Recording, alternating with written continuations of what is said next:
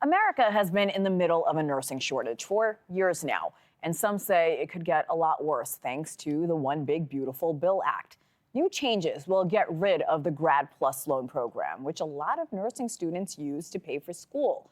And there are new caps for unsubsidized student loans that many say won't even come close to paying tuition for nursing studies, medical, or law degrees.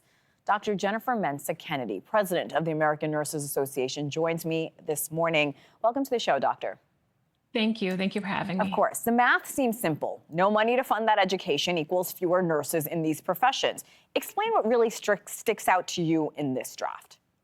Well, when we're talking about looking at decreasing funding for nursing education in a time where we're looking for affordability and access, I don't know why we would take this away. So we have a looming nursing shortage, even greater than before. So this is going to stop nurses from going to school to be teachers for other nurses. So we need faculty for nursing. So if we don't have that, we're not going to be able to continue to teach nurses. And these are for also nurses who want to continue their education. So we're looking at men and women who are in communities and want to go back to school to be nurse practitioners, CRNAs, to serve their communities when we're in a shortage of tens of thousands of primary care providers. So I don't understand why we would now turn and limit the funding for nurses to be able to serve their communities. You mentioned nurse practitioners, and that's an important point because that they will see the biggest impact here. I understand the new definition has changed for what is considered a professional student, and that is the reason for these cuts. Explain what that means to me, the new definition of a professional student. No, absolutely. So for some reason, they're going back to really a 1960s definition of what a professional is, and which is interesting because nursing still meets that definition.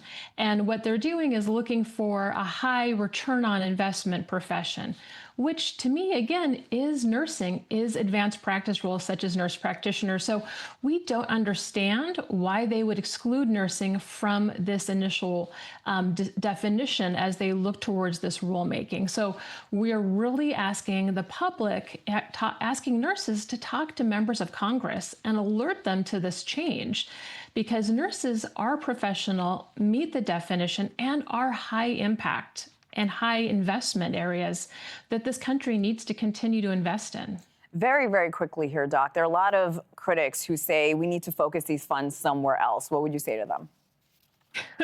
Nursing is the backbone to the healthcare structure in the United States. We are the largest body of individuals, and we are short tens of thousands of nurses and advanced practice nurses already.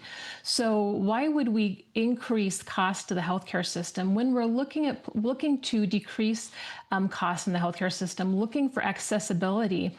And particularly, we're looking at rural health. Many of these individuals whom we're now punishing would be practicing in rural health areas where we're already short.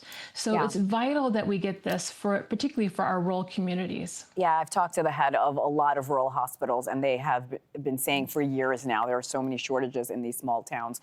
Dr. Jennifer Mensah Kennedy, thank you for coming on. Thank you.